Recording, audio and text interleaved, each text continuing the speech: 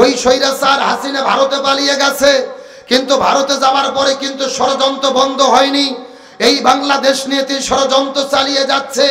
ওই স্বৈরাচারের দোসররা কখনো রাজপথে নামতেছে রিক্সা চালক লীগ হইয়া, কখনো শ্রমিক লীগ হইয়া, কখনো হিজড়ে লীগ হইয়া।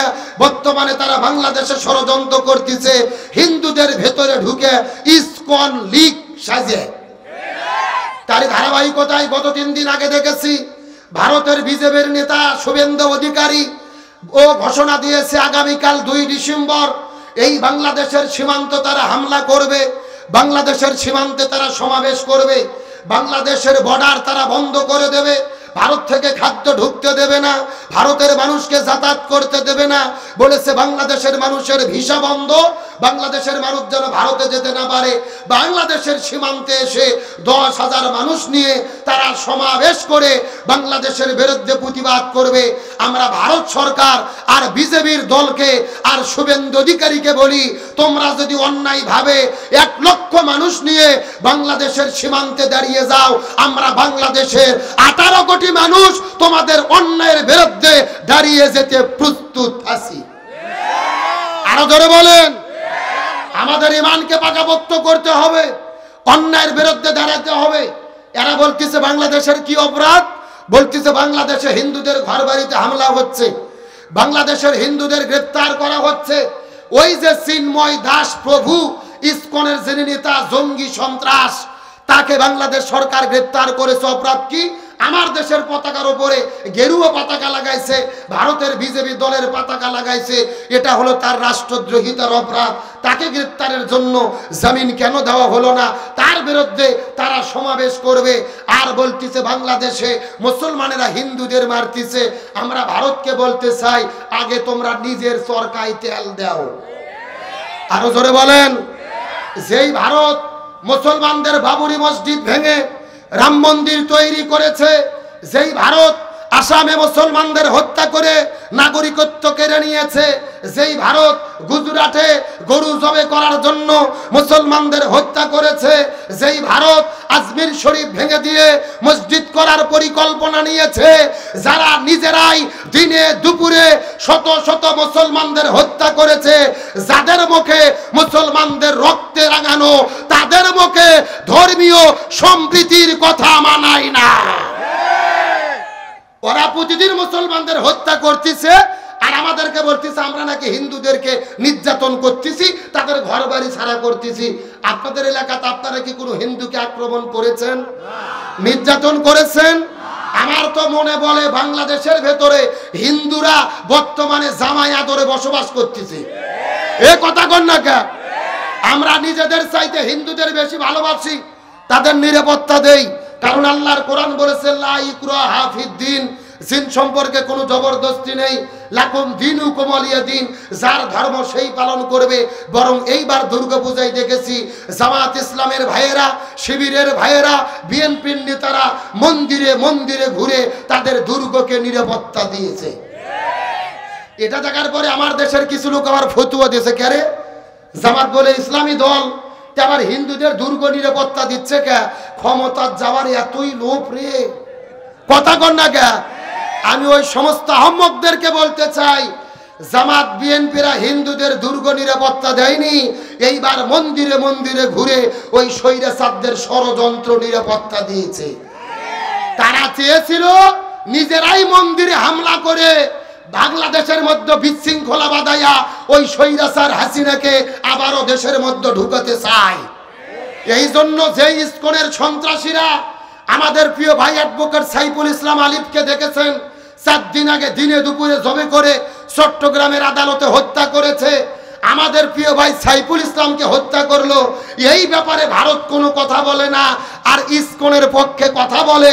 তার মানে বোঝা যায় এই ইসকন দিল্লির ইশারায় চলে, ওই দিল্লির এজেন্ডা বাস্তবায়ন করতে চায়। তারা কিন্তু সব হিন্দুর পক্ষে না। ওই যে বিএনপির নেতা গয়েশ্বরচন্দ্র রায়, নিপুণ রায়, এদেরকে পুলিশ মেরে 6 মাস আগে রক্তাক্ত করেছিল, তখন ওরা কথা বলেনি। এ কথা কর না কে? তার মানে ওরা কিন্তু সব হিন্দুর পক্ষে নয়, ওরা হলো শুধু সন্ত্রাসী জঙ্গি ইসকনের পক্ষে। ওরা বলছে আর বাংলাদেশের লোক ভিসা দেবে না, ভারতে চিকিৎসা করতে দেবে না, ভারতের পণ্য দেশে ঢুকাবে না।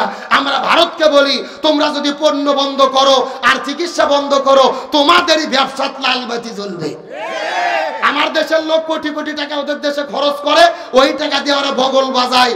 এখনো ভারতের 60% লোকের টয়লেট নাই, পায়খানা নাই, বাঁশারের মধ্যে যে কাম সারে। এ কথা বল না কে? আর তোমরা আমাদের বিরুদ্ধে কথা বলতে এসেছো, ভালোভাবে জানো এই বাংলাদেশকে তোমরা পণ্য বিক্রির বাজার তৈরি করেছো। আমার দেশে পণ্য বিক্রি করে তোমার দেশ চলে। তোমরা যদি খাবার বন্ধ করো, বাংলাদেশের 18 কোটি মানুষ তোমাদের দিকে তাকিয়ে খাবারের চাই না। বাংলাদেশের মানুষ মনে করে খাদ্য দেওয়ার মালিক হলেন আল্লাহ। সুতরাং তোমাদের ষড়যন্ত্র করে কোনো লাভ হবে? সুতরাং আজকের প্রোগ্রাম থেকে ইমানের শপথ নিয়ে বলি, ওই ভারত সরকারকে বলতে চাই, তোমরা যতই ষড়যন্ত্র করো কোনো লাভ হবে না। 24-এর ছাত্র জনতা এই দেশকে স্বাধীন করেছে, আর ভারতের রক্তচক্ষুকে আমরা ভয় করতে চাই না। আমরা মনে সাহস নিয়ে, ইমান নিয়ে বাংলাদেশে বাঁচতে চাই। সুতরাং এই বাংলার জমিনে সন্ত্রাসী সংগঠন ইসকন দিনে দুপুরে আমার প্রিয় ভাইকে হত্যা করেছে জবে করে। ওই সন্ত্রাসী জঙ্গি সংগঠন ইসকনকে বাংলার জমিনে ছাত্রলীগকে যেভাবে নিষিদ্ধ করা হয়েছে, ওই জঙ্গি সংগঠন হিসেবে ইসকনকেও বাংলার জমিনে 24 ঘন্টার মধ্যে নিষিদ্ধ ঘোষণা করতে হবে। এই মতের পক্ষে কারা কারা রাজি? দুটো হাত আল্লাহকে তুলে দেখাই দেন।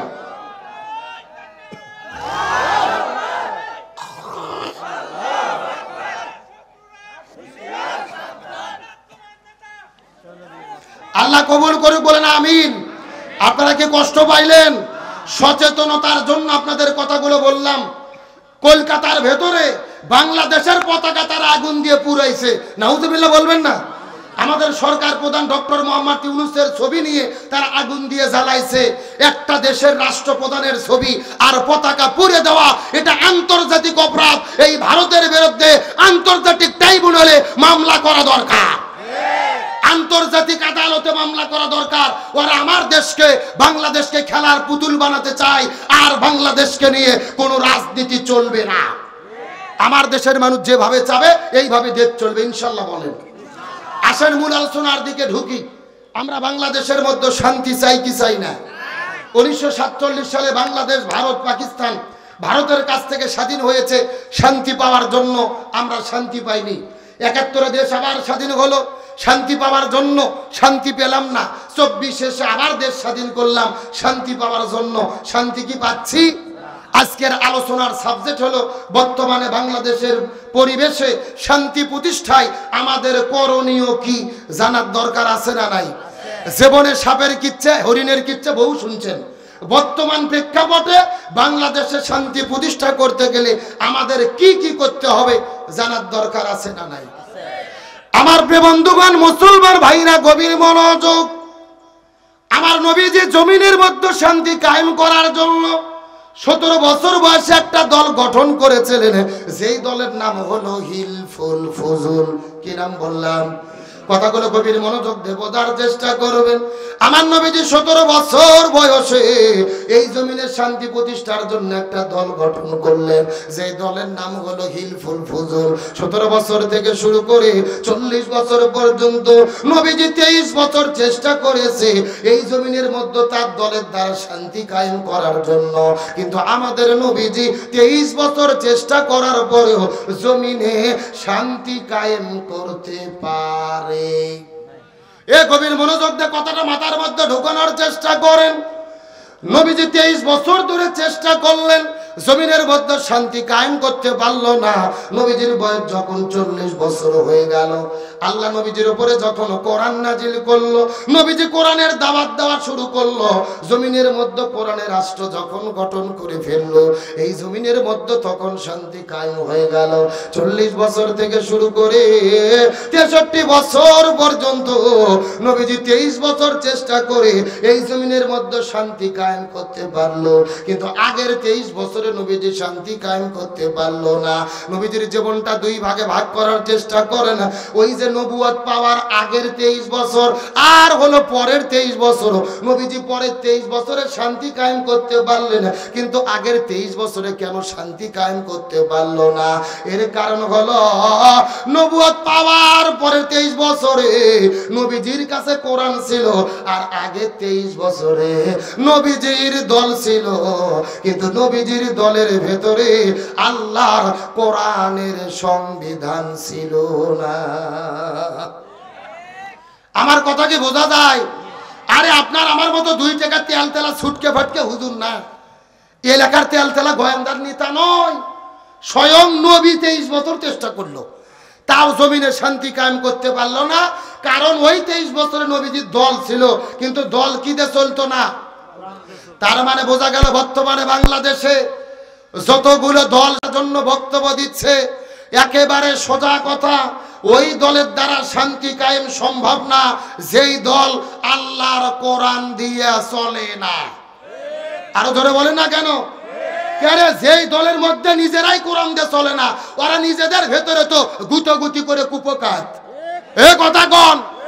তাহলে যদি আমরা শান্তি চাই আমাদের কি দরকার? আল্লাহর কোরআন বলেছেন, তোমরা যদি মুসলমান হও ওয়াতাসিমু বিহাবলিল্লাহি জামিয়াও ওয়ালা তাফাররাকু, তোমাদেরকে একটা দল করা লাগবে। ওয়ালতাকুম মিনকুম উম্মাতুন ইয়াদউনা ইলাল খায়র ইয়ামুরুনা বিল মারুফ ওয়া ইয়ানহাউনা আনিল মুনকার, তোমাদের মধ্যে একটা দল থাকবে যারা সৎ কাজের আদেশ দেবে, অন্যায়ে বাধা দেবে। দল একটা তোমাদের থাকতেই হবে। তোমরা কোন দল করবে? আল্লাযীনা ইম্মাক্কান্নাহুম ফিল আরদি আকামুস সালাহ ওয়া আতাউজ যাকাত ওয়া আমারু বিল মারুফ ওয়া নাহাউ আনিল মুনকার। কোন মুসলমান যদি ক্ষমতায় যায় 4টে কর্মসূচি বাস্তবায়ন করতে হবে। 1 নম্বর নামাজ বাধ্যতামূলক করবে, 2 নম্বর যাকাত ভিত্তিক অর্থনীতি কায়েম করবে, 3 নম্বর ভালো কাজ চালু করবে, 4 নম্বর মন্দ কাজ বন্ধ করবে। ক্ষমতা যাওয়ার পরে যেই দল এই 4 কর্মসূচি বাস্তবায়ন করতে চাবে, আমাদেরকে তাদের পক্ষে থাকতে হবে। এই বক্তব্য কি আব্দুল সালাম যুক্তিবাদী না আল্লাহর? আরো ধরে বলেন কার? আল্লাহ বলছে কোন মুসলমান ক্ষমতা পেলেই কয় কর্মসূচি? আরো ধরে বলেন। স্বাধীনতার 54 বছর পার হয়ে গেছে, এক দল এসেছে আর এক দল চলে গেছে, আমরা এই 4টে আইন কি বাংলাদেশে পাইছি? তাহলে এখন কি করবেন সিদ্ধান্ত আপনাদের।